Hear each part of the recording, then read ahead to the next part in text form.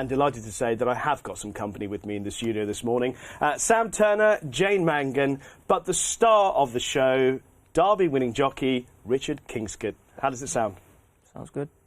How was last night? Did you get nice and relaxed, have a bit of celebrations? What transpired in the Kingscote household last night? I was knackered. I went to bed at 9:30 and couldn't sleep. In preparation for this morning. Of course. I was very nervous about meeting you, yeah. Ever the professional. You woke up, you came into Racing TV Studios this morning. What's the mood of Richard Kingscote, considering all that went before the Derby, the fact that you were riding the favourite, and then Derby Day seemed to go without too much of a hitch? Derby Day was great. Not often everything goes nicely, I suppose, in our job. It was nice. The kids were there. My wife was there. Dad was there. So I had a good day. It was a long, tiring day, but had a fantastic result.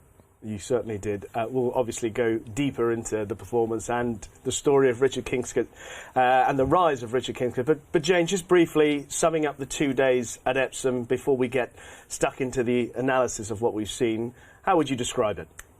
It wasn't without some hair-raising moments. The two classics are billed to be what the 3-year-old is all about, and we want to see a star. And in the Oaks, there was somewhat, it wasn't deflating, but it was somewhat left you thinking with more questions than answers as they crossed the line. But yesterday in the Derby, you saw a star. You saw a horse in a different league. And yes, there was much talk about Westover and a little bit of traffic and running, but Desert Crown made his own look. We saw the prelims and how important that is for the Derby, getting down to the start, and he was the one horse, was so consistently level throughout it all, and he came home like he could be a champion. Sam? Yeah, I think on the Friday we saw a great race, the Oaks, and on Saturday we saw a great performance. I think the Oaks had its merits, the first two home. For those of us who sit in Nerd's Corner, as I like to call where it. You are now. Where I am now. Come and join me any time you want. The sectionals that the two produced, the main protagonists in the Oaks, were quite exceptional. And then obviously the way that Desert Crown's moved through the Derby was exceptional as well. So plenty to take from both races, I think. OK, let's get back to the build-up to the big race yesterday. It seemed as if Desert Crown is growing up all the time. Talk me through the lead-up to the day and to the race itself, because he looked nice and relaxed from the moment he came into the paddock and he was in the public's eye.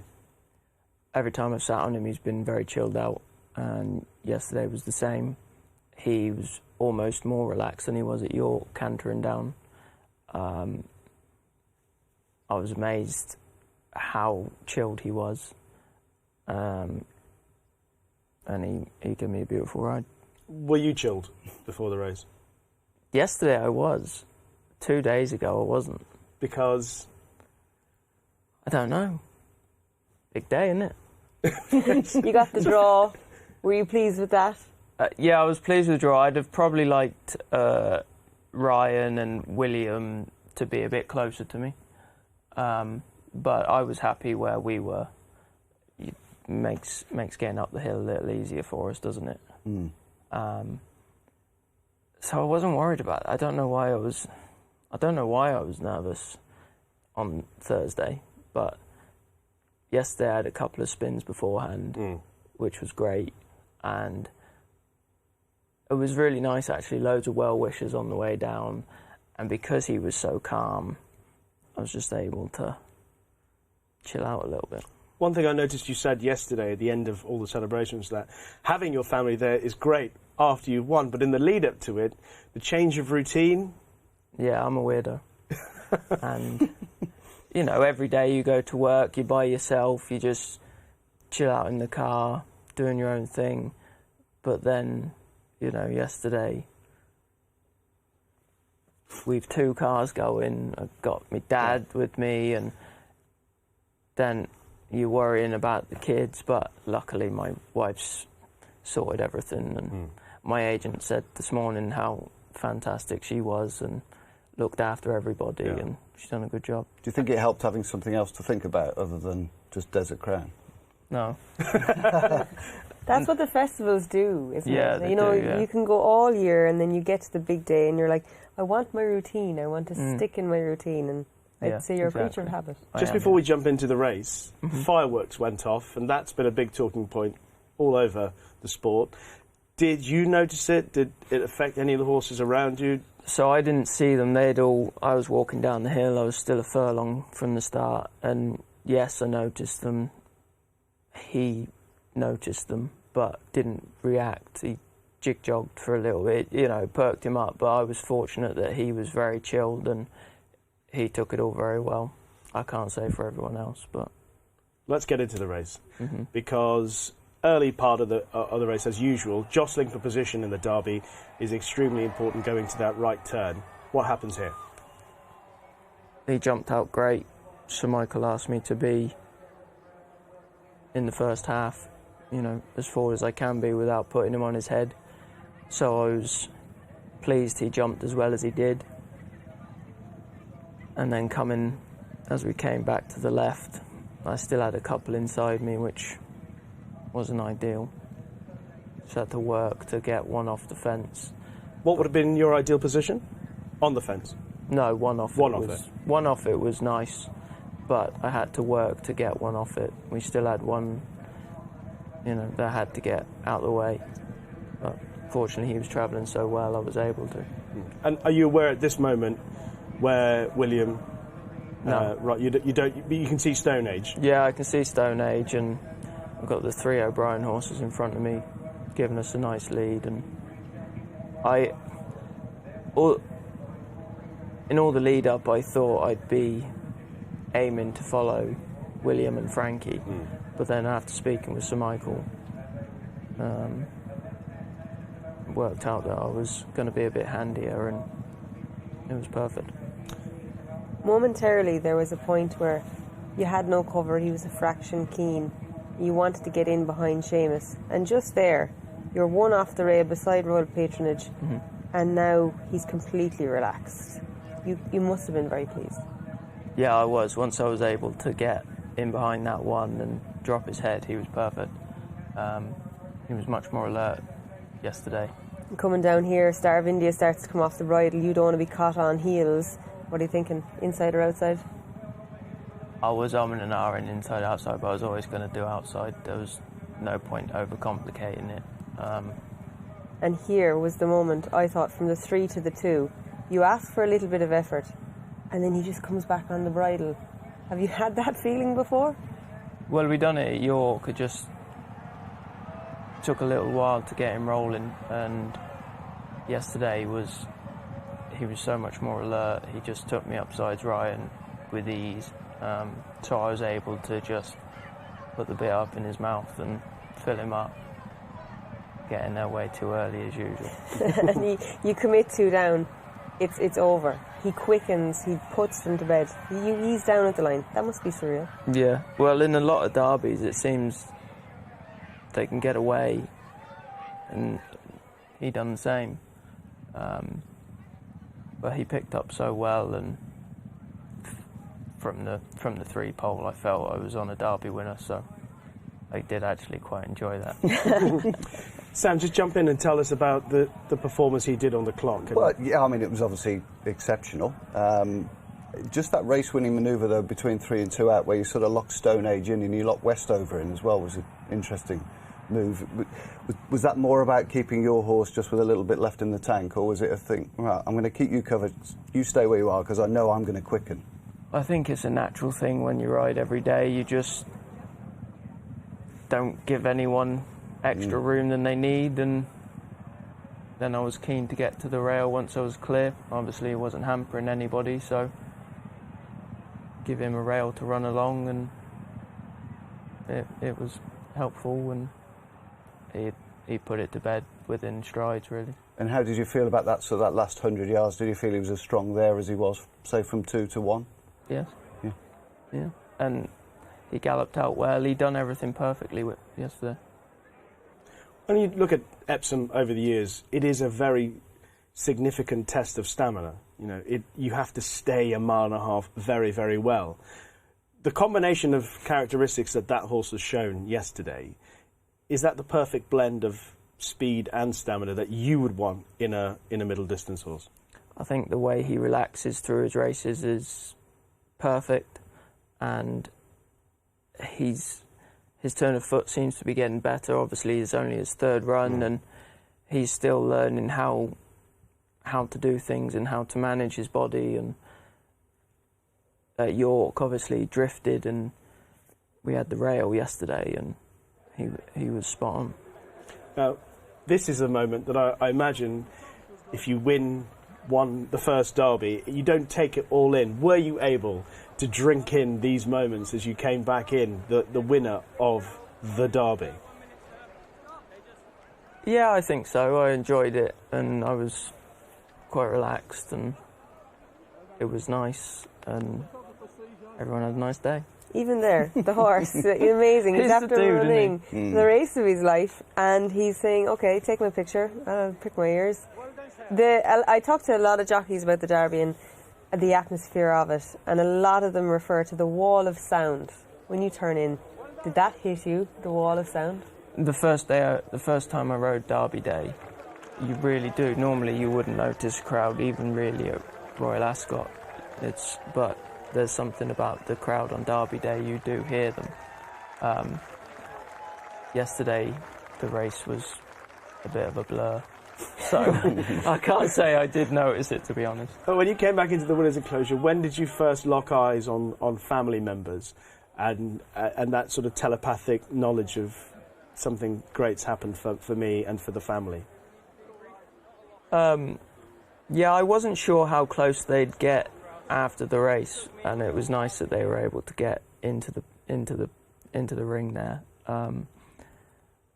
My dad was delighted. He was like a cat that got the cream, and the boys were really excited, so it was great. And talk to me about the relationship with Sir Michael, because he has had some of the greatest jockeys to have ever lived ride for him, win the Derby for him, and now you're in that bracket. What was the chat like after the race? What's the relationship like between you and Sir Michael? So, neither of us are talkers. That works well, though. Yeah, so I sort of, generally day to day, I'd call him 11 o'clock on the button every day if I'm riding for him, and keep it simple. At breakfast, if I go in the morning, I'm the sort of person, I don't like to bother people unless I need to bother people, so that's how I work, and it seems to work well for Sir Michael. So keep it relaxed and read between the lines with him a little bit, I think. I was just going to ask, you can never choose when and if you're going to win a Derby, obviously, but are you perhaps grateful that you're a little bit further into your career? You've won it, you can take it in a little bit better. If it had happened at a younger age, do you think you might have appreciated it quite so much? I don't know, I'm just happy to win a Derby. Yeah, well, yeah. Yeah, things have happened for me later in my career than they do for a lot of jockeys. And I'm grateful that I got the opportunity. Yeah, absolutely. Lots don't. No, and having your family there and present as well must have been a fantastic thing. Yeah, it was really nice. Everyone was really excited, and it's nice that they were able to come and enjoy how old are your children? Do you mind? So Seb's 9 and William is just 6. Brilliant. So old enough to appreciate what's going on around them. Yeah, I think so, yeah. Fantastic. Yeah. And it's not just the Derby, because jockeys ride horses to find a champion. And now we have Desert Crown, who looks like the Derby might just be the start of it all. Well, That's he didn't what it just is. scrape home, did he? He's exciting with the future going forward. And People are talking about trips, up and trip, down and trip. The good ones win. And the way he won yesterday suggests versatility in abundance, because the engine is huge. seems that way. She knows. I mean, thanks for coming in, Rich. What would you say at this moment, so talking about some of the people who have played a part in getting you to where you are today? I know your family were there, but Richard Kingscote is now a big success story. Nothing comes easy. You've had to work hard, I know that. But I know that there are a number of people who have helped you get there. Who would be the people that you immediately recognise? Well, I mean, there is a huge amount. Obviously, Tom Dascombe was a huge support. Gave me a lot of confidence. Gave me a lot of experience. You know, horses like Panther took us around the world. And then before that, obviously, I worked for Mr. Charlton, who was a big help. And his staff, Roger's staff, you know, a guy called Darren Stather and John DaCosta took me under their wing and taught me a huge amount, and I'm very grateful to them. And in everyone's life, there are things that goes on behind the scenes that makes great moments even more special than they are, because not everyone's entirely aware of some of the struggles that you have to face. And in your own life, your brother has obviously had an awful accident and is battling away. And I imagine that would have been at the forefront of your thoughts yesterday. Yeah, when things calmed down, you know, initially I have a job to do. But I rang Carl this morning. He was the first one to have sent me a message yesterday. You know, he's back home at Mum's now, and he's doing well. Obviously, it's not a nice situation for him, but he's done fantastically well, and he is a strong lad who is getting on with it. Which we all have to do. Where would you like to see this horse run next?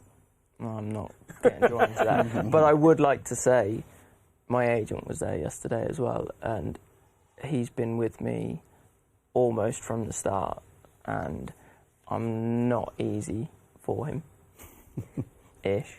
That sounds like I'm an sure there underestimation. were. Well, I was going to say, what? No, for the most part I'm easy, but most of the time, like, Guy, I don't need to go to work, it's fine. It's leave me alone, let me have a day off. And even last week, we were treading our way, and, you know, he said, I know he said to a few people, the problem is Richard is trying to get him to go to work. So, yeah, I'm very grateful to him. He's looked after me really well, and he manages me very well, and grateful to him. Would you rather be on a different track some days? A different track than... A race Race track. track.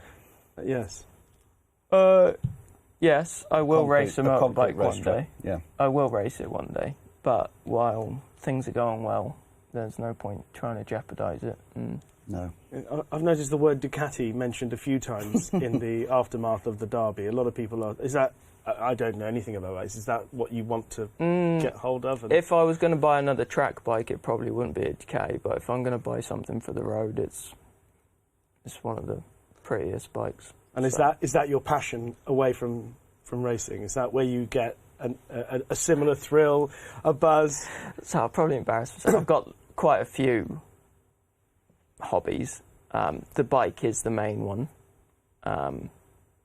Training the puppies, another one. Training the puppies? I've got a little not a Rottweiler euphemism. puppy. Oh, right. I've got a little Rottweiler puppy, so she takes a lot of time up. Are you skilled in training puppies? Or are you No, learning on the go? We're learning on the go. Basically, he's rearing a puppy. She takes a lot of work, so... More work than the boys? Yes. Yeah. And I'm the one that everyone says they go home and play the PlayStation. That's me. So, yeah, I've got a few hobbies, and the bike's the main one. Yeah. Has anything changed in the last 24 hours, or is it just simply you've woken up the winner of the Derby, or is anything inside that we don't know, a different feeling at all? Not yet.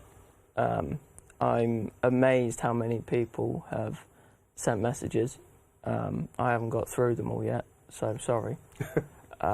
But even before the race, I was amazed how many well-wishers I had wishing me luck. I didn't expect that, and that was nice. A lot of my original owners from Tom's sent me messages, which was lovely.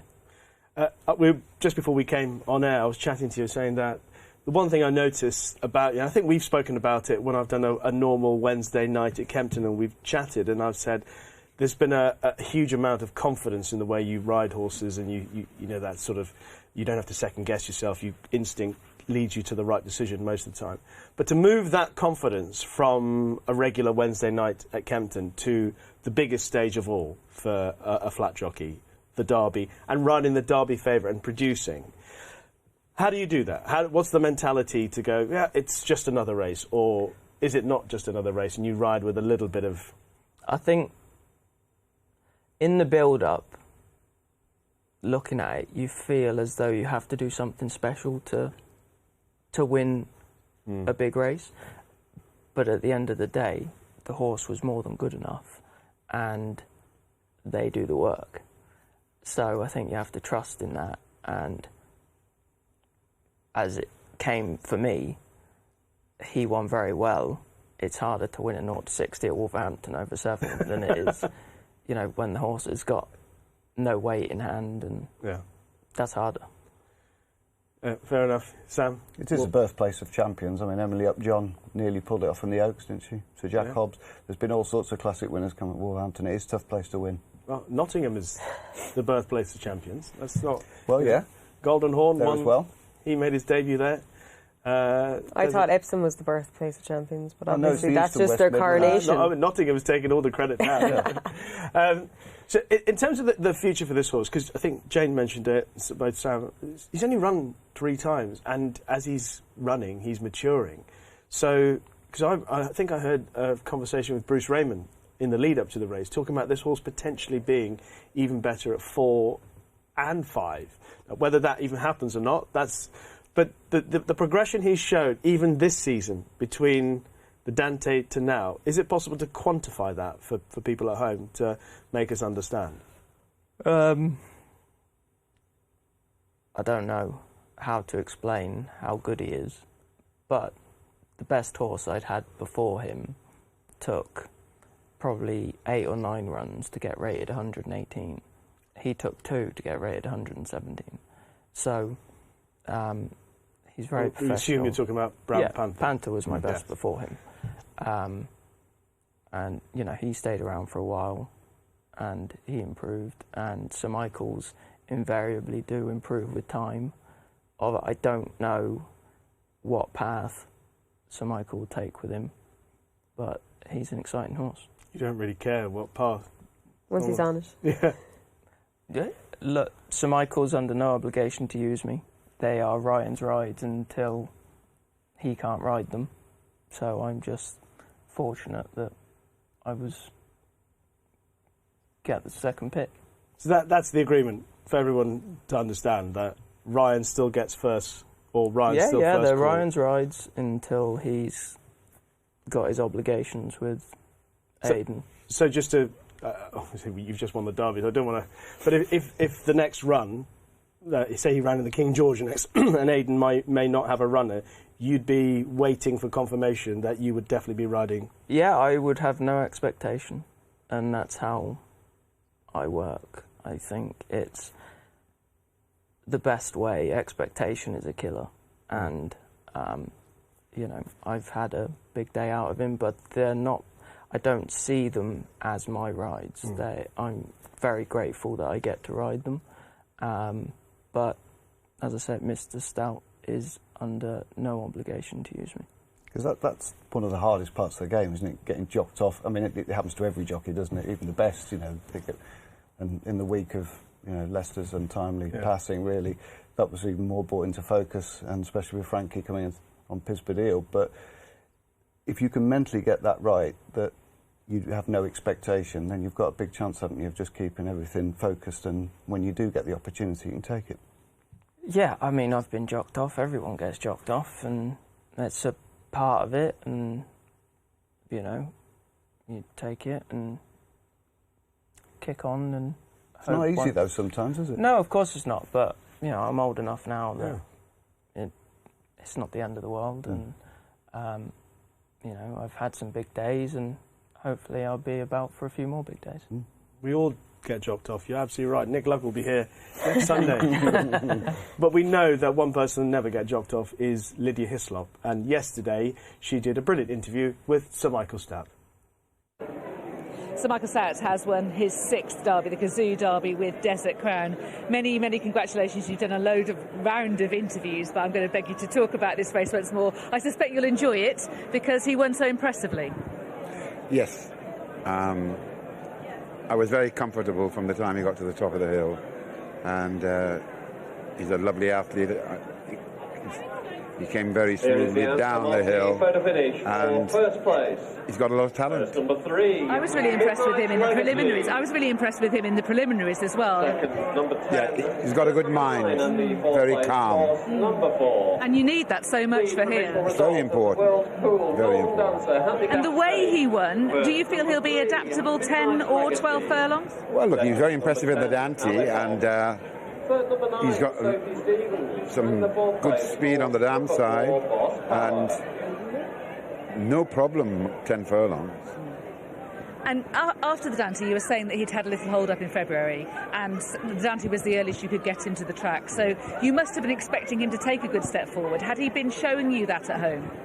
Well, he's not spectacular at home, but I knew we had got him fitter again.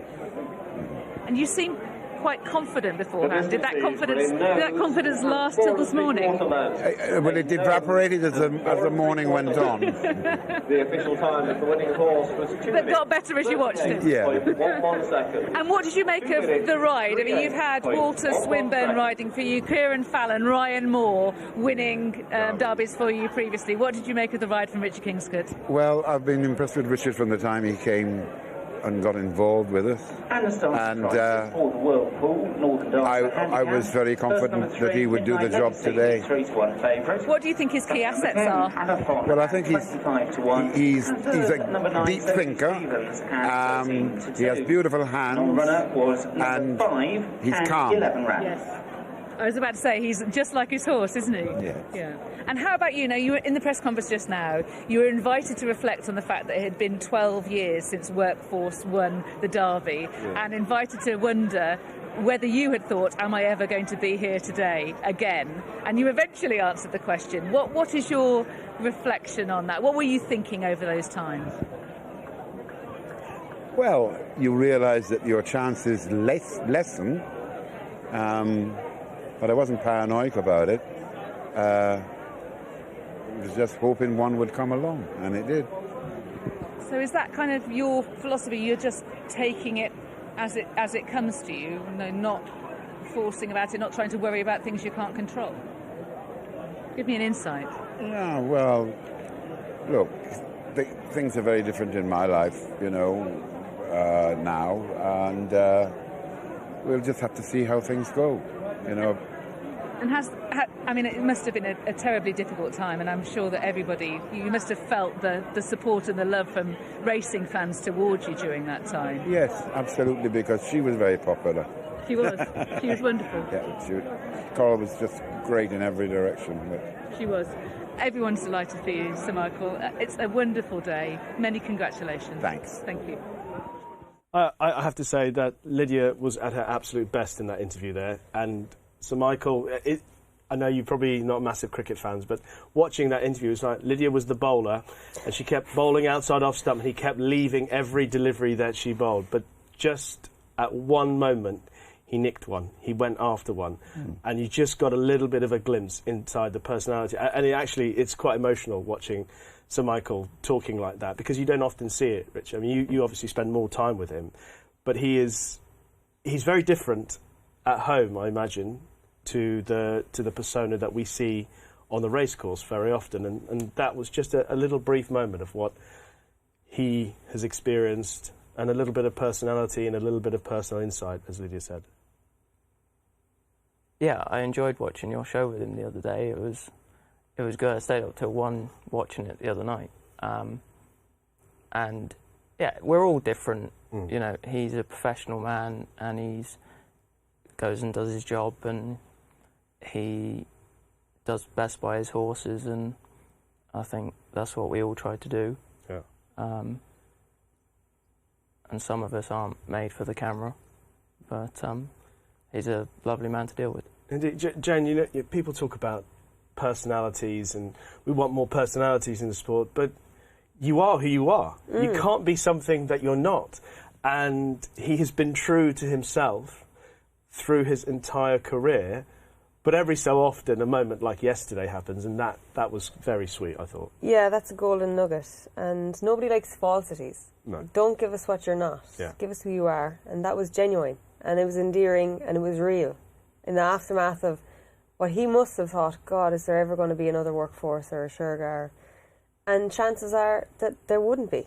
But the fact that Sir Michael has every right to run horses in the Derby, but he doesn't do it unless they have a chance. He's not a numbers man. He doesn't throw paint at a wall hoping that a bit sticks. You know, he's got his horse 2 runs to win a Derby as easily as yesterday. It's a master of his craft. Sam, your feelings. I mean, you've been around for a long time in the sport. You've seen... Too long, some would say. Well, you've seen the greatest days, the greatest of days for Sir Michael.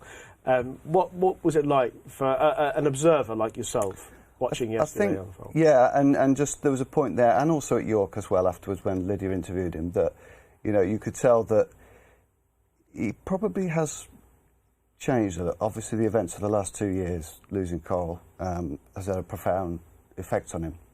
And suffering profound loss does change your perspective on stuff, and it certainly has done with him. You know, he just seems as though he was just content and happy to enjoy the ride, enjoy the horse that he's produced, enjoy the horse that he's produced in such fantastic condition, and just wallow in the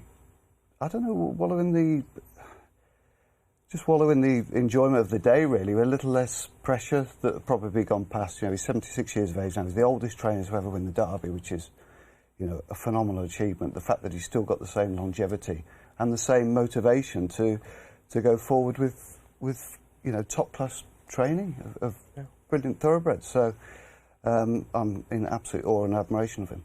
I appreciate your words, Sam. Sir Michael Stout's Derby winners, starting with Shergar 41 years ago, ridden by a teenage Walter Swinburne. Sharastani 5 years later, Walter producing a super ride that just held off the late thrust of Dancing Brave. And then one of the all-time great rides in the Derby from Kieran Fallon on Criskin in 2003. Kieran Fallon again the following year, rather more straightforward on Northlight. Ryan Moore with a wide margin win on Workforce in 2010. And now, joining the elite company of Swinburne, Fallon and Moore, is Richard Kingscote. When you see that list, Richard... No. Wouldn't have ever thought it. Because you sort of... Would you not? Did you not dream of one Well, day? you do, but I'm a realist, and, you know, I'm 35, and you think it's unlikely I'm going to be a champion jockey, because I just don't get the firepower. And as I said, my agent struggles to get me to work. I was going to say that, but... And it's only really this last year that I've started riding out for more people, because I gave Tom 100%, and that I was happy with that. And, you know, this year, a few other trainers have invited me to ride out, which has been great. So, you know, I don't expect that I would have ever been a Derby winner. You know, kid from Western Supermare, not bred into racing, just... But you're hungry. You've got that driver. Oh, I was only ever going to be a jockey, and I've been very fortunate that I'm making a good living out of something I wanted to do. Would you want to be a champion jockey one day? I would love to be a champion jockey. I think any jockey would love to be a champion jockey, but I think the strain it takes to do it, particularly with the young family, you know, hats off to William for kicking on and, you know, for 2 years now, going into a third year, giving it everything. Hats off to him. I'd love to do it, but we'll see. It's got a few years left. Most certainly. If you're going by Frankie Dettori's standards, you've got a couple of decades. You're only halfway, man. It's only just going to start now. Yeah, exactly. Just won the Derby. Exactly. Jane, when you look at, you know, this is for Sam as well, when you look at the way jockeys conduct themselves today in comparison to 15, 20, 30 years ago, they got more longevity, but also they've got different ambitions. You know, being a champion jockey isn't for everyone. It's, I suppose, perspective on life, and you mentioned this young family and, you know, where your priorities lie. But I think jockeys have gotten more professional. I wasn't around 20, 30, 40 years ago, but I hear the stories. Oh, it's great stories. Great stories. And they're like, we had the best of our days, but now jockeys seem to be... Look, there's cameras in the sky. There's cameras everywhere. You can get away with very little. You have to ride clean. You have to turn up every day and be consistent. And even the changes since COVID, the fact you can only ride at one race meeting, that's a big help to a lot of riders. And, there was a big argument about that at the time. But the game is constantly evolving. And change happens, but sometimes you make change happen. And he made that change when you left Tom. You made a manoeuvre. It was a conscious effort to take your career in a different direction. And it's what's landed you here between Rishi and myself and Sam. What a dream. What a dream. The butterfly effect, Sam. I mean, listen to what Jane's saying about the challenges of times gone by and how people make change. There's so much scrutiny now on riders that it cannot be easy. In the old days, if you come back after a bad ride or something goes wrong, you get beaten on a favourite, you get 20 or 30 people booing you at a racecourse. Now you're getting death threats on social media if things go wrong. I mean, the world has changed so much that everything we do is obviously changed. But for riders who are in the spotlight as much as someone like Richard, what do you think? But I think if the hunger is there, I mean, we see how old's Jimmy Quinn? He's older than me. I know, don't look at it, but... Kevin Manning. No. Kevin Manning. The hungriest rider in Ireland, Yeah, absolutely. Frankie, 50, isn't he? So that if you manage your body correctly and you have got that motivation, then it's still there for you well into your 40s and 50s, isn't it? Mick Cannan. The more people do it, and obviously Leicester coming back at 54 or whatever it was, the more people do it, the more there is a pathway for people to carry on and manage their bodies correctly. Nutrition's better. I should imagine managing your weight you're probably better at that now than you were 10, 15 years ago. You get great help managing your nutrition from home, don't you? Well, she's a pastry chef. But is she? No, she's very good. Very good with your... I've seen good. the photos of your lunches that you can take with you to the races. Yeah, I don't do that at the moment. Oh. But I know what I have to do. I can manage myself very well. There is a lot of help out there for the lads, and